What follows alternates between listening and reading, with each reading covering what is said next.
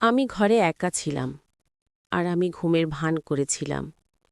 আর দেখি সেই কাজের ছেলেটি ধীরে ধীরে আমার দিকে এগিয়ে আসছে।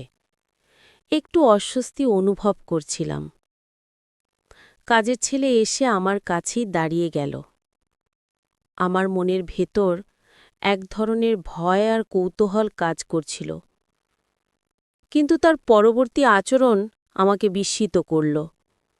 সে হঠাৎ আমার কাঁধে আলতো করে হাত রাখল। সে মুহূর্তে আমি কিছুটা অবাক হয়ে গেলাম। কিছুক্ষণ স্থির হয়ে রইলাম। কথা বলার জন্য ঠিক কী বলবো তা বুঝতে পারছিলাম না। তারপর সে আমার নাম পূজা। আমি ছিলাম অনেক সুন্দর আর আকর্ষণীয়। আমি শহরে থাকায় সবসময় মডার্ন শর্ট ড্রেস পরে থাকতাম, যা আমাকে আরও আকর্ষণীয় করে তুলত।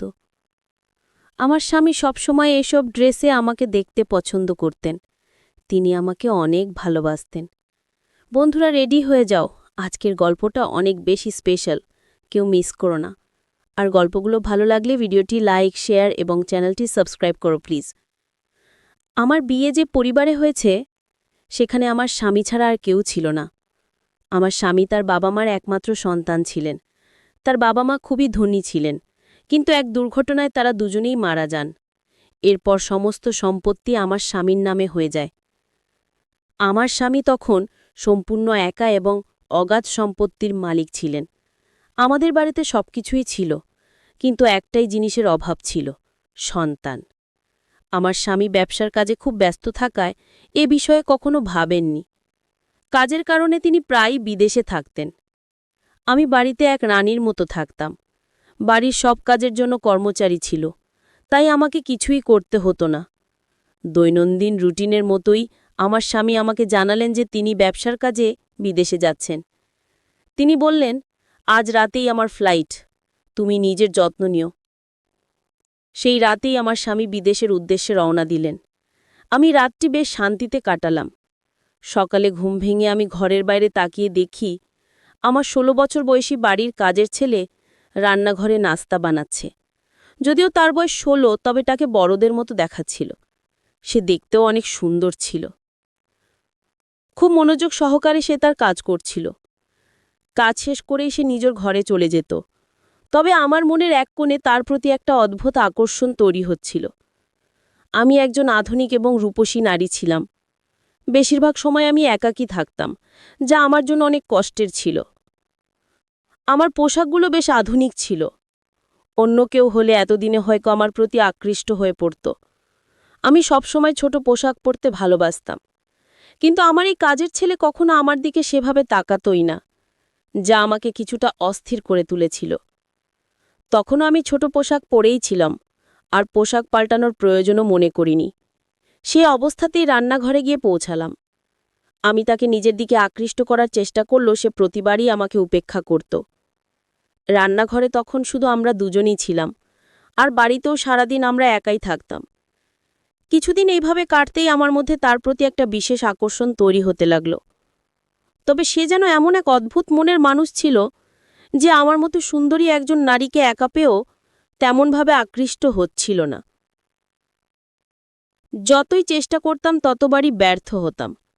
আজও আমি ইচ্ছা করে বিশেষ ধরনের পোশাক পরে তার সামনে এলাম এবং বললাম, আমার জন্য নাস্তা তৈরি করে দাও তো, একটু তাড়াতাড়ি। সে একবার তাকিয়ে চোখ নামিয়ে নিল এবং বলল, আমি আপনাকেই নাস্তা বানিয়ে দিচ্ছি ম্যাডাম। তার এমন সহলতা যেন আমাকে আরও বিভ্রান্ত করে তুলল। হঠাৎ আমার মনে হল, যখনই আমি তার সামনে যাই, সে সবসময় কোনো না কোনো কাজে ব্যস্ত থাকে, তাই সে হয়তো চোখ এড়িয়ে যায়। মনে হলো তাকে ফাঁকা সময় সামনে পাওয়া দরকার। মাথায় একটু চিন্তা এলো। একদিন তাকে বললাম, আজ আমার শরীরটা ভালো লাগছে না, তাই নাস্তা আমার ঘরে নিয়ে এসো। আমার কথায় সে একটু থেমে গেল, কারণ এ পর্যন্ত আমার ঘরে কোনো পুরুষ কাজের ছেলে যায়নি। সাধারণত তারা রান্নাঘর কিংবা বাইরের কাজেই সীমাবদ্ধ থাকত। সে কখনোই আমার ঘরে প্রবেশ করেনি। তবে আজ আমি তাকে ঘরে ডেকে আনলাম।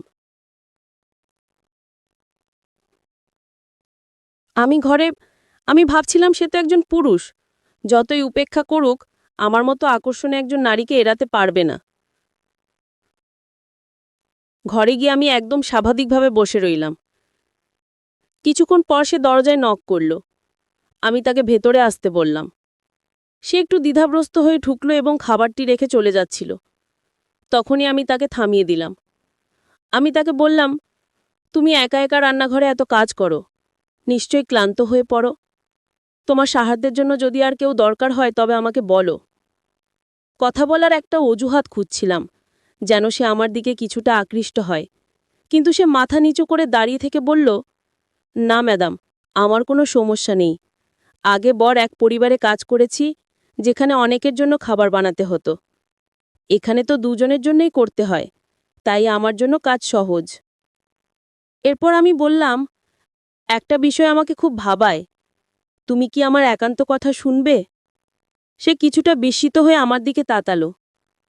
আমি বললাম, আমার স্বামী আমাকে সবসময় স্বাধীনতা দিয়েছেন, কিন্তু এই স্বাধীনতার অর্থ এতটা স্বাধীন ভাবিনি যে আমাকে বাড়ির যুবক কাজের লোকদের মাঝে একা রেখে তিনি চলে যাবেন। আমি বললাম, আমার স্বামী তোমার উপর এত বিশ্বাস করেন কেন? তোমার মধ্যে এমন কি আছে? আমার প্রশ্ন শুনে সে কিছুক্ষণ চুপ থাকল।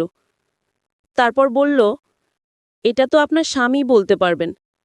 আমার কাজ এই বাড়ির দায়িত্ব পালন করা, আর সেটা আমি যথাযথভাবেই করছি। যদি কোনো অভিযোগ থাকে তাহলে আপনি তাকে জানাতে পারেন।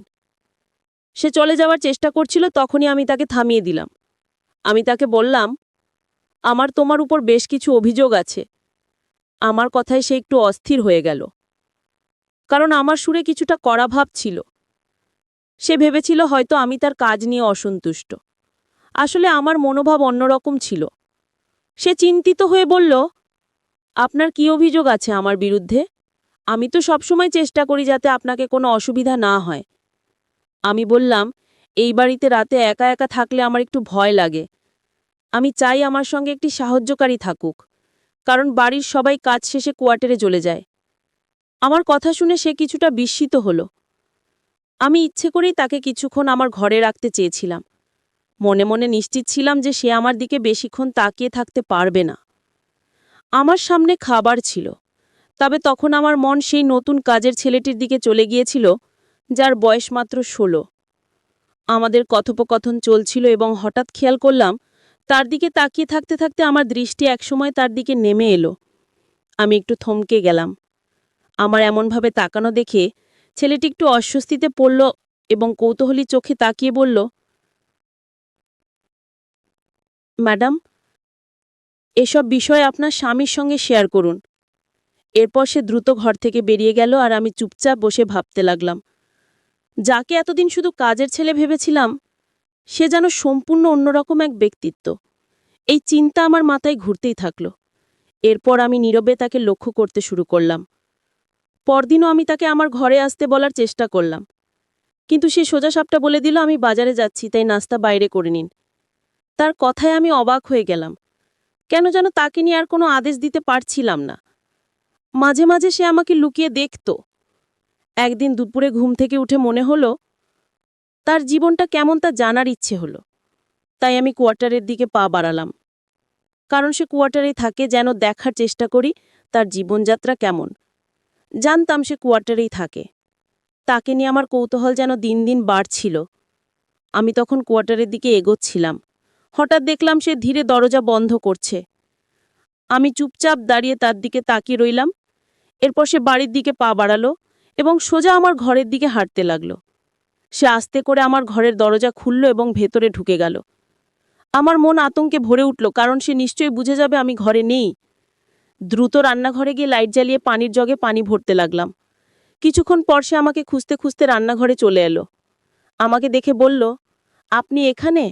আপনাকে ঘরে না দেখে একটু চিন্তিত হয়ে পড়েছিলাম। আমি তাকে দেখে বললাম, তুমি কেন আমার ঘরে আমাকে খুঁজতে গিয়েছিলে? আমার প্রশ্নে সে হঠাৎ অপ্রস্তুত হয়ে গেল এবং গলা সামলে বলল, আসলে পানি নেওয়ার জন্য গিয়েছিলাম। আর জগে পানি রাখা ভুলে গিয়েছিলাম, তাই ভাবলাম একটা বোতল দিয়ে আসি। আমি তার দিকে তাকিয়ে রইলাম, কারণ আমি তো পানির জগটা আসলে শুধু একটা অজুহাত হিসেবেই ব্যবহার করছিলাম। আমার ঘরে পানি আগে থেকেই ছিল। এরপর সে নীরবে নিজের কোয়ার্টারের দিকে ফিরে গেল, আর আমি ঘরে ফিরে এসে দরজা বন্ধ করে চিন্তায় মগ্ন হয়ে রইলাম। এতদিন তাকে শুধু একজন কাজের ছেলের মতো দেখেছিলাম, যে সবসময় নিজের কাজ করত আর আমার সঙ্গে আমার চোখা এড়িয়ে চলত। একবার তো সে আমার ঘরে আসতে সরাসরি মানাও করে দিয়েছিল, তবে আজ হঠাৎ সে আমার ঘরে কেন এসেছিল? তার এই আচরণে আমি বিভ্রান্ত হয়ে পড়লাম, আর সারা রাত এসব ভেবেই কাটালাম। ছেলে কি আমার ঘরে আসতো আর আমি জানতামই না? পরদিন সকালে ওই বিশ্বাসটি নিয়ে আমি চিন্তায় ছিলাম। তাকে তখন সম্পূর্ণ অন্যরকম একজন মানুষ মনে হচ্ছিল। সে আজও আমার সামনে সে একই শান্ত দৃষ্টিতে তাকিয়েছিল। এখন সে প্রায় আমার দিকে তাকিয়ে থাকে এবং মাথা নিচু করে নম্রভাবে কথা বলছিল এবং আমাকে খাবার দিয়ে আবার ঘরের কাজে মন দিল।